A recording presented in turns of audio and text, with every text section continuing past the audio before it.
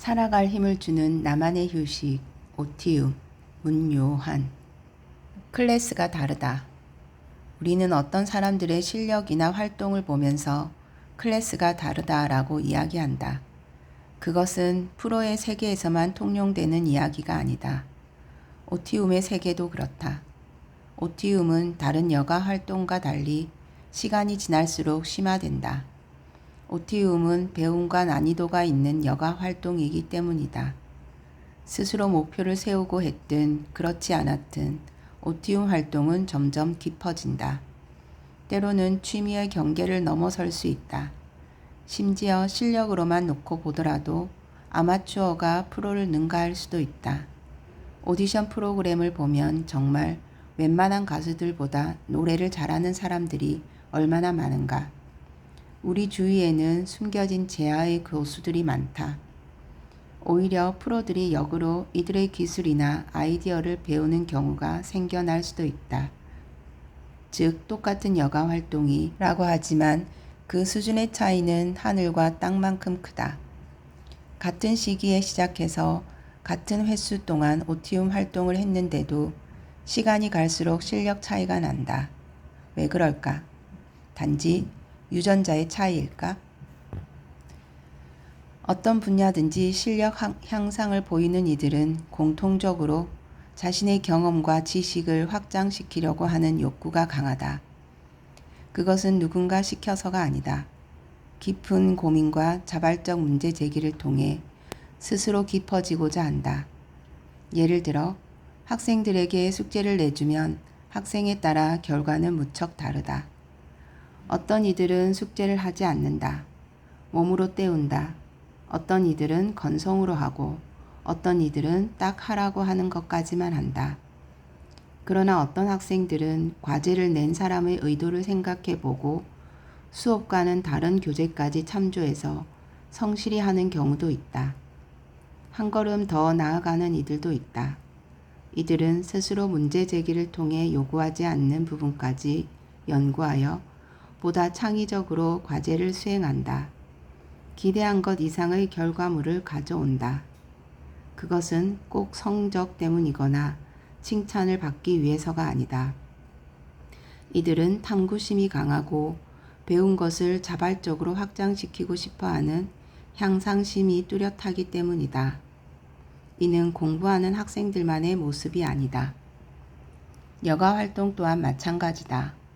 초반에는 열심히 하다가 이후로 안주하는 사람들도 있지만 점점 난이도를 높여가며 도전하고 원리나 방법에 대해 깊은 의문을 품고 더 많은 공부를 하는 이들도 있다.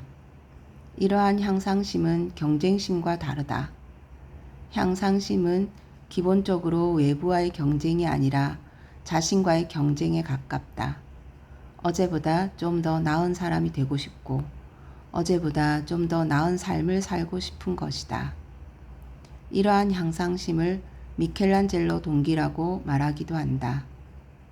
이 말의 유래는 미켈란젤로가 바티칸 시스티나 성당의 천장화를 그리던 때의 한 일화에서 비롯되었다. 약 20m 높이 위에서 고개가 꺾인 채 하루 종일 천장화를 그렸던 그의 모습을 잠시 상상해보자. 그는 장장 4년에 걸쳐 가로 40.5m, 세로 14m의 대형 천장화를 완성했다. 하루는 그림을 그리느라 몰두해 있던 그에게 한 친구가 의아해하며 물어보았다. 여보게, 잘 보이지 않는 곳까지 그렇게 정성껏 그림을 그릴 필요가 뭐 있나? 잘 안 보이는 곳은 대충 그려도 누가 그것을 알겠는가? 그러자 미켈란젤로는 딱 두 마디로 대답했다. 내가 알지. 즉 향상심이 높은 사람들은 자기 기준이 중요한 것이다. 그래서 이들은 실력이 바로 늘지 않더라도 꾸준히 연습을 하고 누가 보거나 보지 않거나 일정한 오티움 활동의 루틴을 유지한다. 이들은 현재의 실력에 만족하기보다 현재 능력보다 조금 상회하는 목표를 세우고 도전한다. 그리고 이에 미치지 못할 때 체념하기보다 무엇 때문에 미치지 못했는지를 분석하고 어떻게 하면 개선할 수 있는지를 검토해 재시도한다. 즉 실력 향상을 위해서는 단순히 책을 많이 보거나 연습만 많이 한다고 해서 되는 것이 아니다. 중요한 건 자신의 활동을 관찰하고 점검할 수 있느냐다. 이는 습관적인 활동이 아니라 의식적인 활동을 말한다. 운전을 생각해보자. 초보 운전대는 모든 신경이 운전에 집중되어 있다. 깨어 있다. 그러다가 운전이 익숙해지면 어느 순간부터 더 이상 주의를 기울이지 않고 습관적으로 운전을 한다. 더 이상 운전 실력은 늘지 않는다. 출퇴근의 운전이 오티움일 수 없는 이유다. 그러나 당신이 자동차 레이싱을 하게 된다면 이야기는 달라진다. 당신은 다시 모든 주의를 운전에 기울이고 그 기술을 습득하기 위해 공부하고 연습한다. 다시 깨어나는 것이다. 진정한 오티움이란 그런 것이다. 깨어있는 여가 활동을 말한다.